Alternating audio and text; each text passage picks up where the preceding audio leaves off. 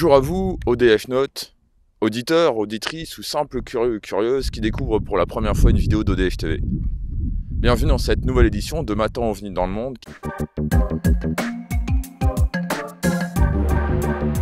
Au sommaire de cette édition, dans les infos d'ODH TV, la modératrice de la page Facebook, Jenny T, vous partage les dernières actualités d'ODH TV. Dans le courrier des ODH Notes, c'est Alexa d'Amazon qui y répond. Puis nous passerons aux informations ufologiques au Québec. Vous retrouverez Gilles Durand et Thierry Rocher, membres du SAU Sauvegarde et Conservation des études et archives ufologiques dans la rubrique Culture OVNI. Puis nous passerons à l'actualité de l'émission de radio Zone Parallèle animée par Carole Lozé et à l'annulation du symposium ufologique de Rennes-les-Bains. Dans la question de l'édition, c'est Jean-Louis Lagneau, ufologue et directeur de la revue Lumière dans la nuit ou LDLN, qui y répond. Puis nous finirons par le dossier de cette édition, le 5e épisode de la série Brouillage. Je tiens à partager un dernier message pour les personnes qui n'écoutent que les sommaires des éditions d'ODH TV. Merci de votre écoute et à bientôt. Pour les autres, passons dès à présent aux infos d'ODH TV.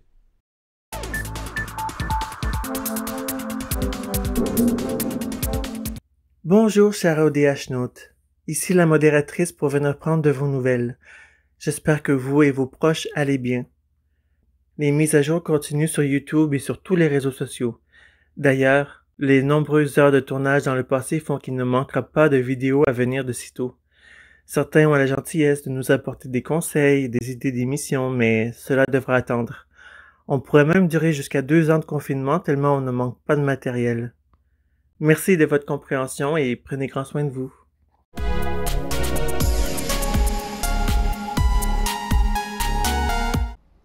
Alexa, peux-tu nous parler d'OVNI ?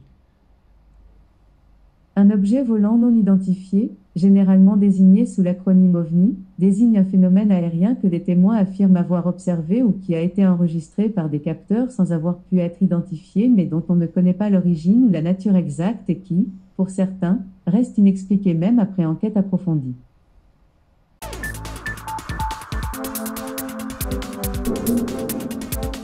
Je tiens à vous signaler la sortie du magazine de l'association québécoise d'ufologie, ou l'AQ, UFO Mundo, hiver-printemps 2020. Ce magazine est téléchargeable gratuitement sur le site de l'AQ. Le lien est affiché en dessous de cette vidéo.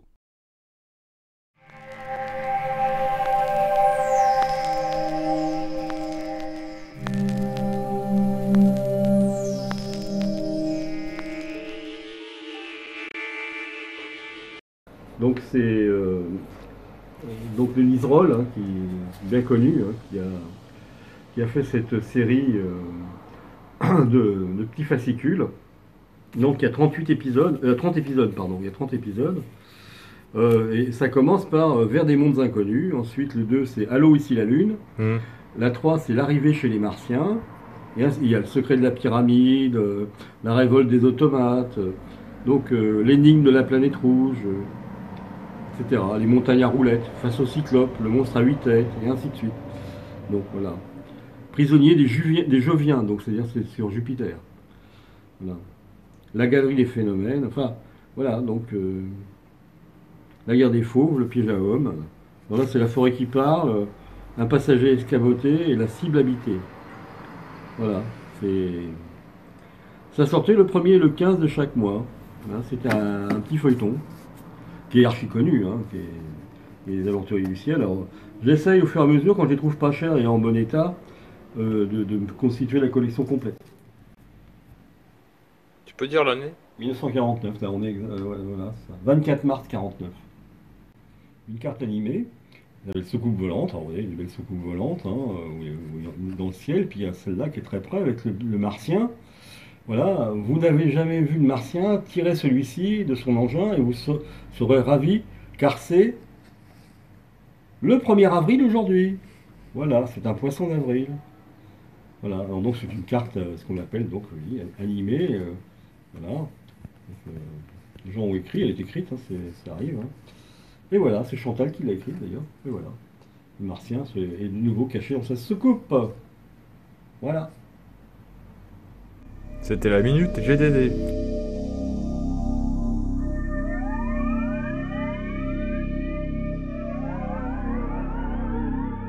Et niveau film de science-fiction? Ah bah là, tu parles de celui qui m'a marqué le plus, que j'ai revu plein de fois et qui m'a vraiment impressionné, c'est Rencontre du troisième type, c'est sûr et certain, quoi. Quand il est sorti en France, déjà c'était mon copain Dominique, quand on faisait partie du GEPO, qui m'avait annoncé la sortie de ce film, et le titre, je comprenais rien du tout au titre, je voyais pas ce que ça voulait dire, c'était incompréhensible pour moi, ça faisait très technique, ça voulait rien dire. Et puis quand on est allé le voir, c'était la révélation à l'époque, ce film-là, les trucages fabuleux, l'histoire haletante, vraiment prenante, puis après savoir que il y avait que c'était basé sur des faits qui s'étaient vraiment déroulés aux États-Unis, le fait de voir un ufologue de renom dans le film, de l'entrevoir un moment donc à Hynek, et puis en même temps de savoir que le rôle de Lacombe, donc Truffaut qui joue le rôle de Lacombe, il joue aussi le Vallée, quoi. C'est Jacques Vallée, quoi. Donc il y a eu ça, ce film-là était vraiment a fait date chez moi dans ma connaissance de la science-fiction par le biais du cinéma. Mais il y a eu plein d'autres films que j'ai vus au niveau science-fiction. Il faut dire qu'aussi qu'à cette époque-là, dans les années 70, les places de cinéma étaient vraiment pas chères. Donc je sais avec ma mère, on y allait peut-être quasiment une fois par semaine au cinéma à Paris. Et puis il passait quand même assez régulièrement dans les années 70-80. Il y avait quand même des séries télé science-fiction, des émissions sur la science-fiction. C'était quand même un thème qui commençait à devenir à la mode et qui était quand même recherché. Donc j'ai vu beaucoup de choses à ce niveau-là. Ouais. C'est vrai qu'on peut dire que en lecture, cinéma, télé, j'ai vraiment vu beaucoup de choses.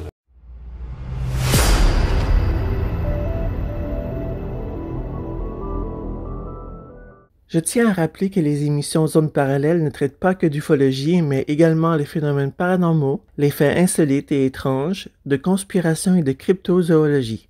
L'émission est québécoise. Elle est diffusée en direct heure du Québec de 12h à 14h, soit en heure française de 18h à 20h.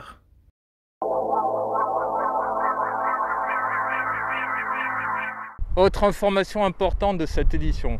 Au cours de la dernière édition de Matin OVNI dans le monde, je vous avais signalé qu'en juin 2020, il y allait avoir le 2e symposium ufologique de Rennes-les-Bains. En raison du Covid-19, du confinement, du déconfinement et des mesures gouvernementales, le 2e symposium est reporté à juin 2021. Pour plus de renseignements, veuillez cliquer sur les liens affichés en dessous de cette vidéo.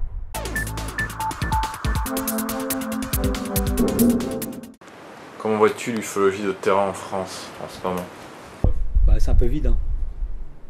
Malheureusement, il n'y a pas beaucoup de monde qui est sur le terrain. On a, comme je disais tout à l'heure, on a plus d'enquêteurs. On a très peu d'enquêteurs de terrain. Si, les anciens, malheureusement. Mais dans tout ce qui est les jeunes ufologues, moi j'en ai pas dans LDN qui font des enquêtes de terrain. Aucun. Donc je vois ça assez mal. Si on n'arrive pas à éduquer, entre parenthèses, les jeunes ufologues, à leur expliquer que c'est le terrain qui est important avant de l'informatique, je pense qu'on va droit dans le mur. Bienvenue dans ce 5e épisode de la série Brouillage.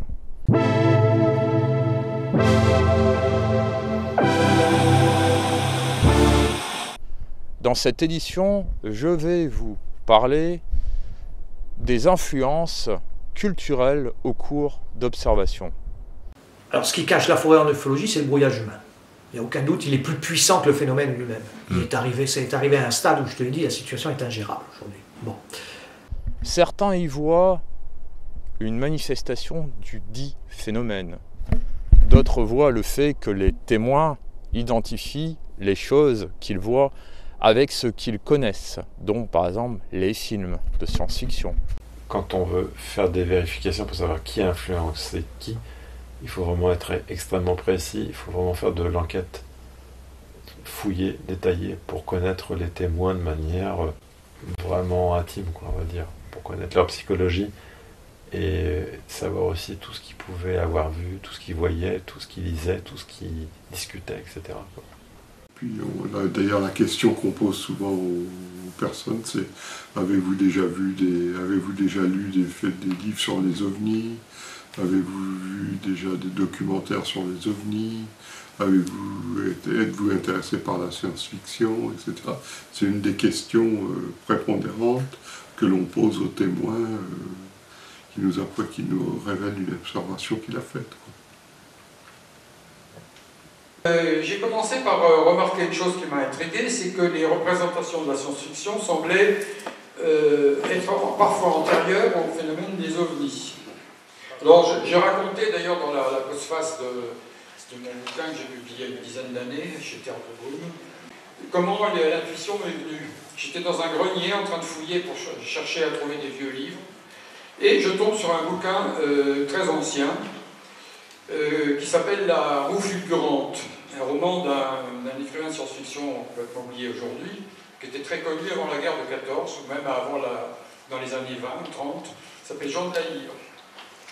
Et je vois l'illustration de la couverture, ça représentait une sorte de sphère qui dardait un rayon de lumière sur un personnage, et le personnage était comme pompé à l'intérieur de l'objet. Alors, si vous voulez, on aurait dit une couverture de lumière dans la nuit, pour simplifier. Enfin, je me suis dit, ça c'est étonnant. Et je regarde la date, et je trouve 1908.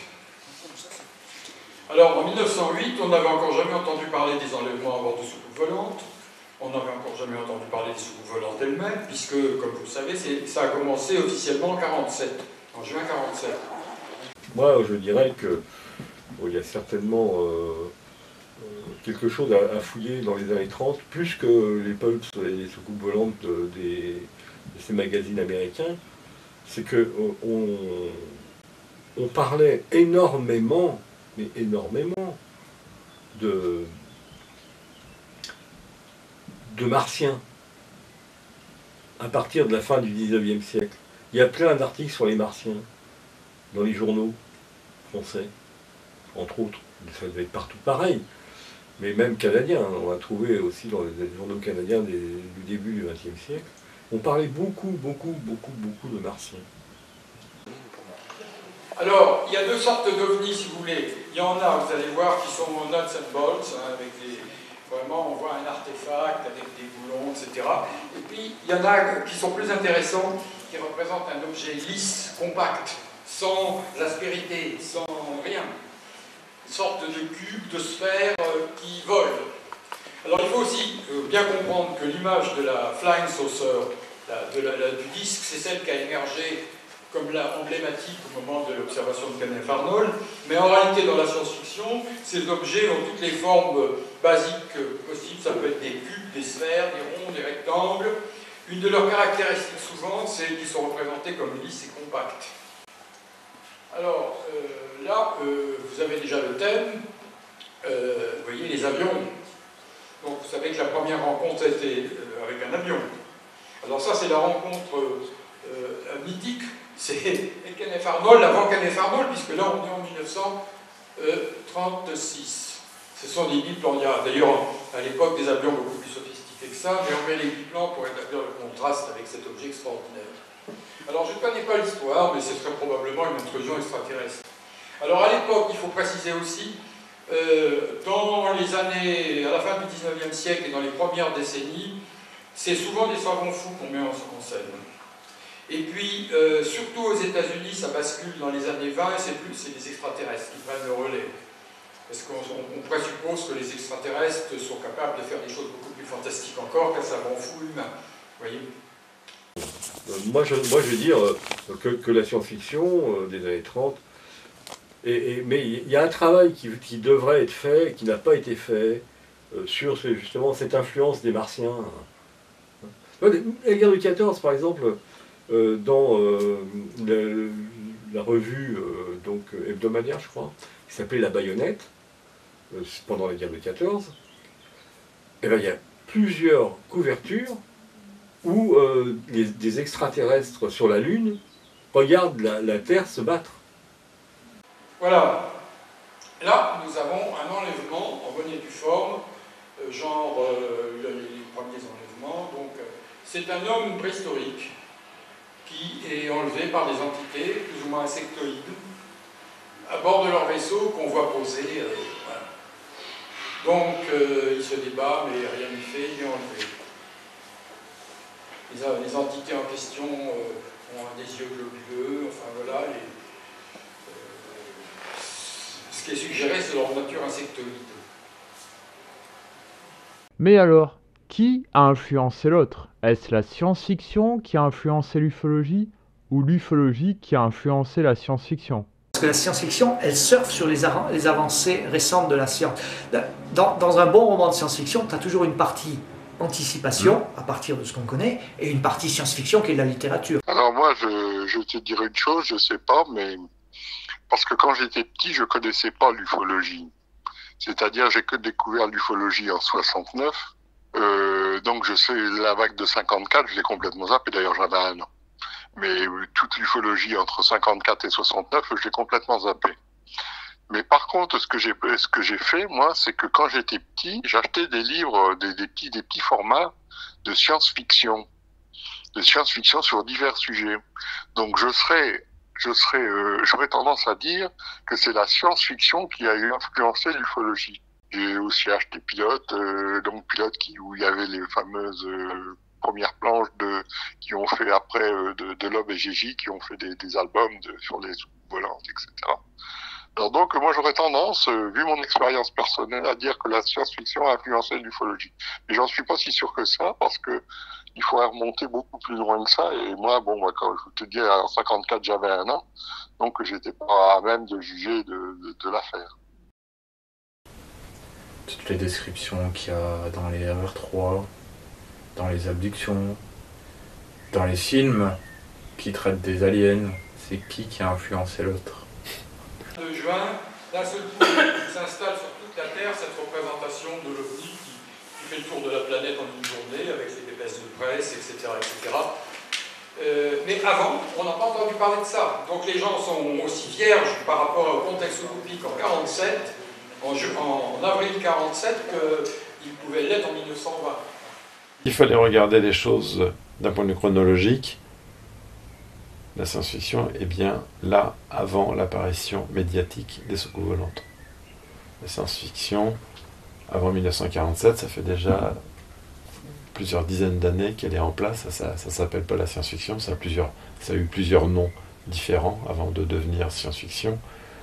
Donc il y a eu plein de thématiques abordées dans le cadre de la science-fiction, mais à partir de 1947, on a une nouvelle thématique qui apparaît, qui va influencer la science-fiction, et ça va devenir problématique à ce moment-là, ça va devenir épineux parce que les deux sont dans la société, il va forcément y avoir une influence de l'un sur l'autre, et puis il y a d'autres thèmes qui émergent à ce moment-là, quoi. Donc tout va se mélanger. L'astronautique, l'aéronautique, il y a de plus en plus de choses qui se passent au niveau société dans tous les pays, donc il y a de plus en plus d'influence. Mais après, savoir qui influence quoi, c'est pas évident. Est-ce que la science-fiction, dans certains cas, je pense que la science-fiction a influencé les témoins. Dans d'autres cas, certains témoignages ont servi de base pour des auteurs de science-fiction. C'est sûr et certain. C'est la structure de l'OVNI, de représentation de l'OVNI de science-fiction, c'est une machine qui fait intrusion et qui émet une puissante lumière et qui se livre à diverses actions sur l'environnement, notamment d'enlever des gens. Voilà. Toutes choses qui vont se produire ensuite dans la science-fiction réelle, dans les OVNI. Et ça tourne toujours à peu près sur le même scénario. C'est-à-dire qu'il y a une intelligence exogène qui se manifeste dans notre environnement, qu'on ne contrôle pas. Il y a une équipe, évidemment, américaine, ça va de soi, chargée de répondre aux agissements de cette intelligence. Et il y a une sorte de langage qui est censé faire le lien dans le scénario. Et l'équipe n'arrive pas, évidemment, à comprendre ce langage, et survient un petit génie qui, lui, va parvenir à. Voilà. Alors, c'est ce genre de feuilleton, de scénario qui me paraît un peu en prise avec ce qui pourrait être, disons. C'est pas inintéressant. Par exemple, bon, quand Independence Day qui est sorti, les gens commencent à rapporter des engins de grande dimension, comparables à Independence Day. Quand X-Files est sorti, les gens ont commencé à parler de conspiration plus qu'avant. Donc il y avait toutes des influences comme ça. X-Files a clairement influencé l'ufologie. Peut-être pas les ufologues de l'époque, qui eux étaient là depuis des décennies à vouloir parler de l'ufologie. Soudain la série arrive, c'est connu, c'est mainstream, donc je crois que les ufologues de l'époque devaient la snobber, et avec raison. C'est plutôt la jeune génération des années 90 qui en fut marquée. C'est-à-dire ceux qui sont ufologues depuis peut-être moins de 20 ans. J'en fais un peu partie, mais je sais qu'X-Files restera une série télévisée. Et il faut le dire, Mulder, Scully et les autres n'étaient pas de vrais ufologues, mais des agents du FBI, ce qui place leur enquête sur un tout autre degré, celui du crime. En série télé, il y a eu celle qui m'a marqué le plus évidemment, c'est celle des envahisseurs, qui était waouh. À l'époque, quand on voyait les épisodes, la thématique, qui était vraiment impressionnante, ils étaient là, ils sont partout. C'est le thème du complot avant l'heure, il n'y a pas de problème. Au tout début des années 70, donc ce qui se passe actuellement, c'était déjà utilisé à cette époque-là. Ils ont pris forme humaine, ils sont en train de manipuler la société à tout niveau. Et puis en plus, le ton de la série, les trucages de la série, sous plusieurs aspects, c'était vraiment impressionnant et marquant, quoi. Puis en plus, ça passait pas, c'était pas régulier, ça passait à certains horaires. On attendait ces épisodes-là, quoi. Pourquoi ces films-là et pas d'autres? Parce qu'il y a toujours une représentation. Moi, je suis biologiste. Et ce qui m'intéresse dans la science-fiction, c'est la recherche d'une autre vie. Mais ce qui m'intéresse, c'est de voir comment on la représente, cette forme d'autre vie. Et je vais voir ces films-là parce que je suis toujours curieux de voir comment est l'extraterrestre et représenter l'extraterrestre, qui est généralement, si on peut dire entre guillemets, le héros principal dans le film, comme par exemple dans Alien, comment il est représenté, et ça peut donner des idées de représentation, de formes d'extraterrestres, quoi, qui seraient possibles et qui seraient différents de l'homme, tout simplement.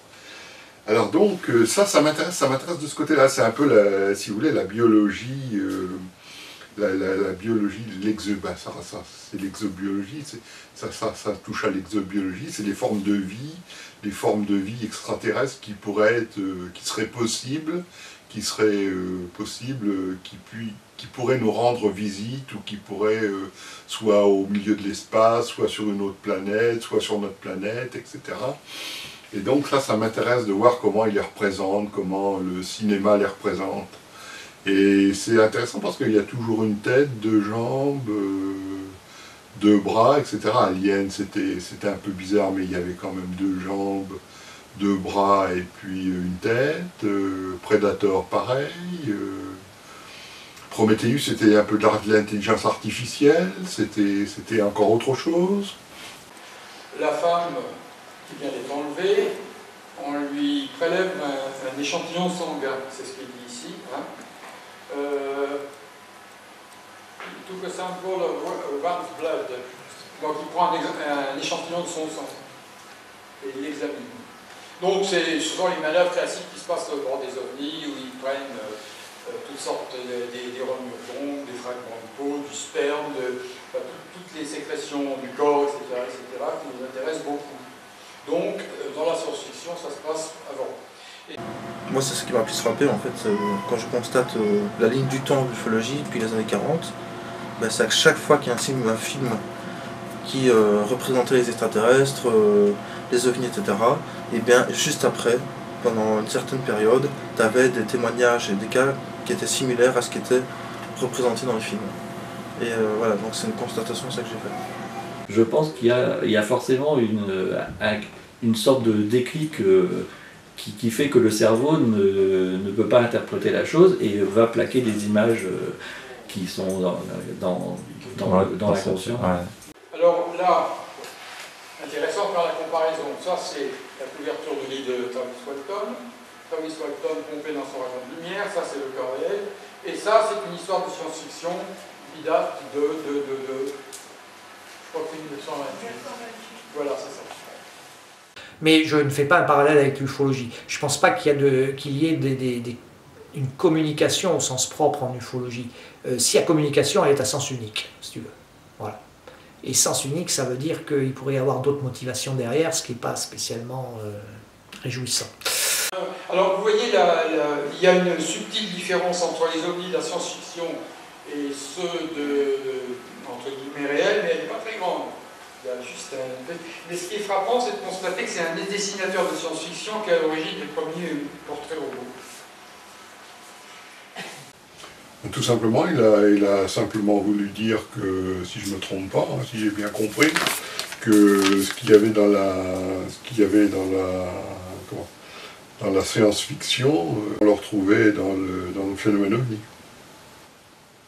Ce que j'arrive pas encore à comprendre, c'est quand on s'intéresse à la thématique de la science-fiction qui aurait pu interagir avec l'ufologie, pourquoi dans le thème, dans ce domaine-là, l'influence de la science-fiction sur le thème des soucoupes volantes, pourquoi il n'y aurait eu que ce thème de la science-fiction qui aurait influencé un thème lié aux parasciences? Tu as d'autres thèmes dans la science-fiction, il y a beaucoup de thèmes, et pourquoi ça serait que le côté extraterrestre, entre guillemets, voilà, c'est ça, extraterrestre, qui viendrait impacter la société et déclencher des témoignages. Voilà.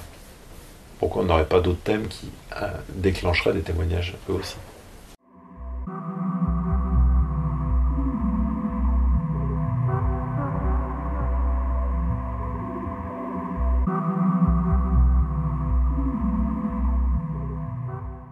Mais alors, une dernière question. Est-ce que le sensationnalisme affecté par la science-fiction influence l'ufologie? Le sensationnalisme, il affecte l'ufologie de toute façon, sans l'apport de la science-fiction, mais si en plus tu fais un petit mélange de tout ça, effectivement, la science-fiction peut influencer les gens qui sont épris de sensationnalisme, et combinant toutes ces deux choses, bah tu vas sortir de grosses énormités, quoi.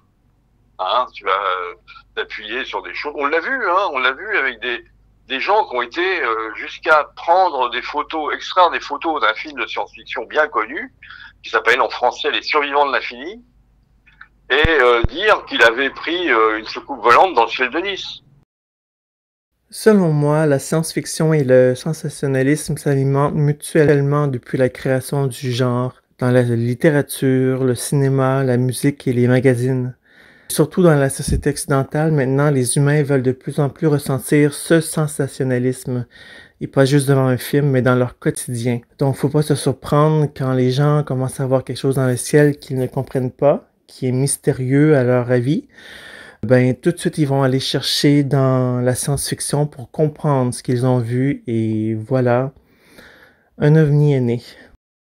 Donc c'est un exemple, hein, mais il y en a sûrement d'autres. De toute façon, le mélange que faisait Jimmy, paix à son âme, c'est quand même un auteur de science-fiction prolixe. Hein, il a fait quand même des dizaines et des dizaines de romans de SF. Et dans ces romans de SF, il mettait de l'ufologie. Et il mettait des petits astérisques partout où il en avait besoin, et en bas de page, il mettait authentique, authentique, authentique.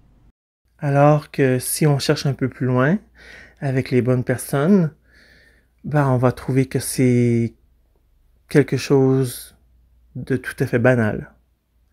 et forcément moins sensationnel. Mais ça, on veut pas.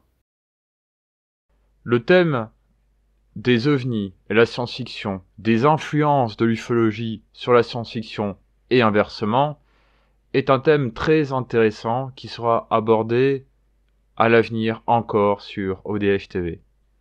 Je peux vous conseiller cet ouvrage écrit par Bertrand Meost, Science-fiction et soucoupe volante. Si vous désirez avoir plus de renseignements par rapport à ce thème, je vous invite à écouter et regarder les nombreuses vidéos qui avaient été diffusées sur le compte ODH TV Archive, dont la vidéo Influence d'X-Files sur l'ufologie, Ufologie et science-fiction avec Alix Le Proust et David Ogel, et également OVNI et science-fiction avec Franck Morin. Les liens sont affichés en dessous de cette vidéo.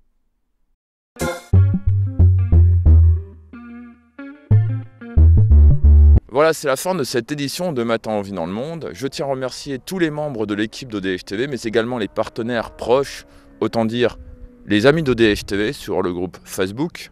Je vous donne rendez-vous à la prochaine édition. Soyez très vigilants, n'oubliez pas votre appareil photo numérique muni d'une bonnette à réseau de diffraction.